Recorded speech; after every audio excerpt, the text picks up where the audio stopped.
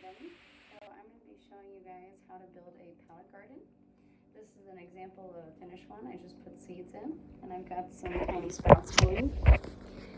So I built myself some shelves, I planted some seeds, and now the sprouts are going. Hopefully they will grow to be big like these guys. I'm using weed block for the shelving, and I have a new pallet here that I've begun.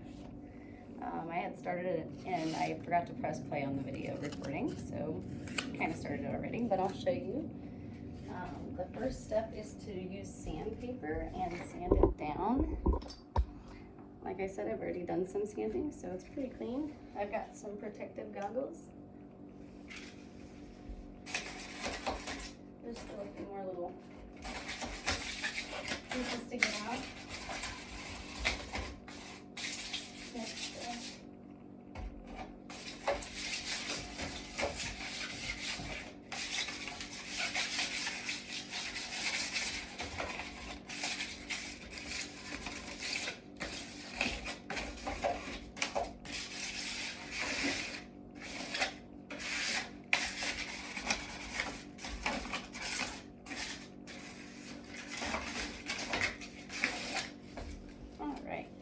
So I've gotten all my shelves sanded down pretty good, and now I'm going to add some blue paint.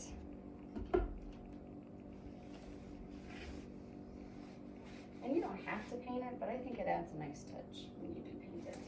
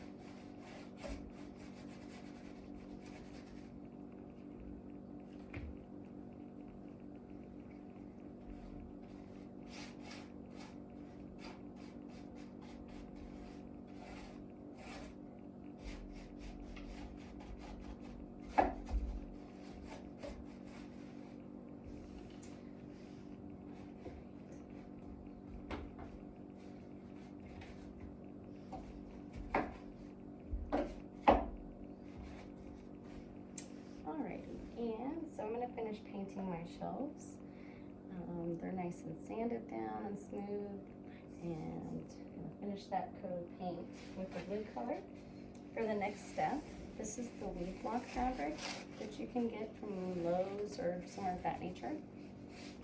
I also use a power drill for drilling in holes for the nails or screws. I've used both, just direct hammer and nails, and then also pre-drilling my holes. I find it a lot easier to pre-drill the holes. Also using screws is quieter, so I just drill the holes and then put screws in with the fabric, and I'll show you that in the next video. But if you live in an apartment, just using the drill really briefly for like 10 to 15 minutes and then screwing in the shelves for me has been more effective versus like hammer and nail for quite some time.